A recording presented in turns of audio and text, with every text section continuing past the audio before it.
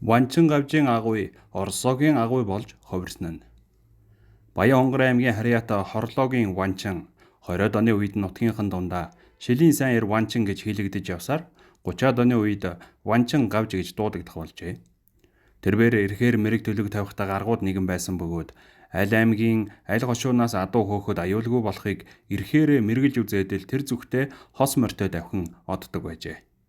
Харин 20-од оны сүүлчээр түүний мэргэлж дүргэлдэг авиасыг тухайн үедээ Баян-Хонгор аймагт нэр цуутай явсан Луу цорж буюу Лувсан цэрэн цорж гадарснаар нэг өдөр түүнийг хийд дээрээ дуудаж Бурхны авшиг шингэсэн бомбон ирэхээр буцалтгүй мэргэлдэг хүн хол ойроос адуу хөөдөг шилийн хулгайч байж таарахгүй.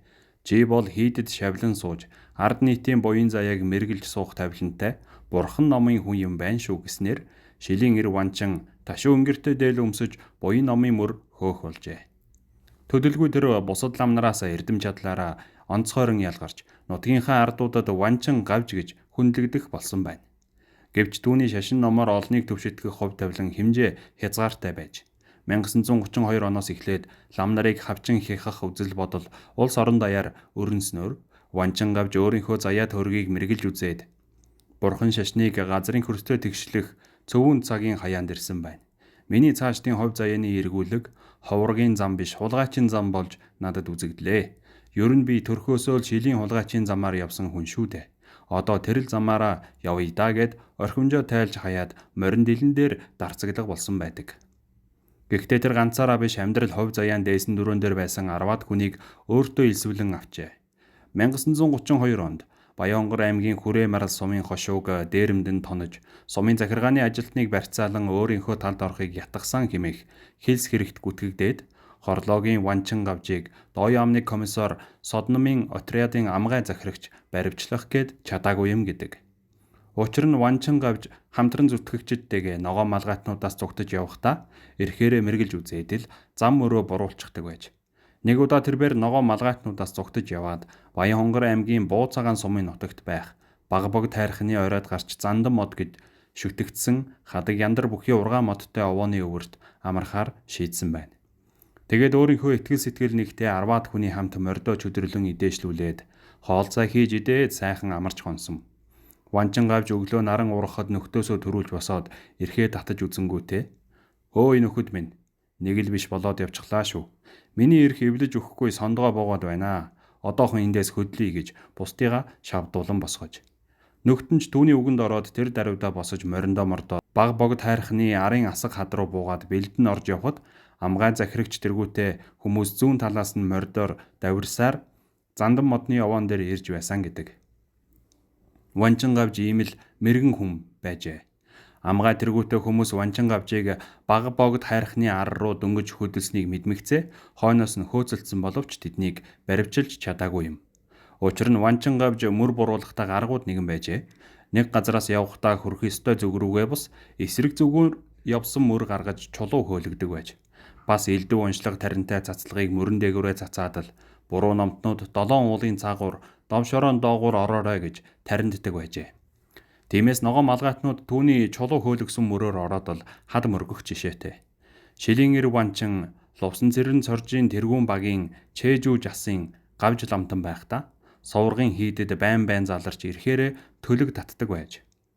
Луу цорж түүний мэрэгэн дүргэн авиасыг шүтдэг байсан бөгөөд тэрээр шашин төрийн хэрэгээ нууж хаалгүй хилэлцэж зарлиг тушаал буулгахдаа Ванчин гавжийн санаа оноог тусгадаг байсан гин. Ванчин гавж 1930-аад онд Луу цоржинд нэг удаа залрахдаа эрхээ татаад "Бидний явдал суудалч нэг их удахгүй нь бололтой. Ноёд лам нарт ихээхэн халгаатай цаг үе ирж айсвэ. Баруун хойд зүгээс төмөр тэрэхтэй, хүнд зэвсэгтэй, буруу ингэртэй хувцастай олон хүн ирж ноёд баяд лам хуврагуудыг амьдаар нь газарт булгах юм байна шүү. Ер нь манай лам хуврагууд тамийн оронд зуурдаар явахгүйгээ эртнээс бодууштай болсон байна" гэж сануулж байсан гэдэг. Үнэхээр ч түүний хэлснээр 1932 онд Ванчин гавжийн шавлан сууж байсан дарихийн хүрээний бүх лам хуврагыг ногоон малгайтнууд хоморглон баривчилж ихэнхийг нь амьдаар нь газарт булсан. Харин Ванчин гавж ийм зүйл болохыг эрхээрээ мэргэлж мэдснээрээ ногоон малгайтнуудыг эрхээс өмнө шилийн эрийн замаар орж явсан хэрэг.